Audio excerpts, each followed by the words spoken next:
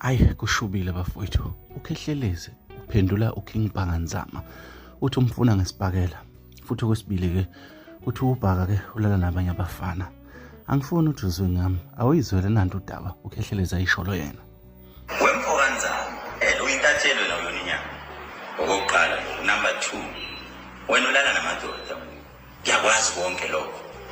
Ulala namadoda. Mina ke ngiyinyanga lalela kasenze kanje.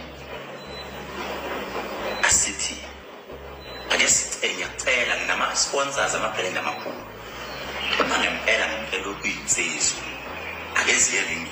Singaloke sithola abantu ini ake siyelingi siyohluba nesibhakela. Oyo wina uyothatha 100,000 ama-sponsor amnika imali. Mina nawe ngiyacela mfethu sengicela nge-challenge nje manje. Sike siye sibhakeleni manje. Sibeka ama-bodyguard sike siye encindini ngoba imizi cha isasekhona ntatheli yamanga. Awukazi ngifonela ungazi qamba amanga lihlazi. Yilokho nje ngiphinde ngikhulume futhi angikhulumi mina ngoba ngubaba. Wena cha uyintombi yamanye amadoda ngiqedile. Injalo indaba webafowethu asisazi yozala ngomone. Ayi kushubile makunje. Kodwa ke nanto udaba ngunike lona njengoba lunjalo. Cha nobhaka kukhona sekushilo. Ngiyeza nakho.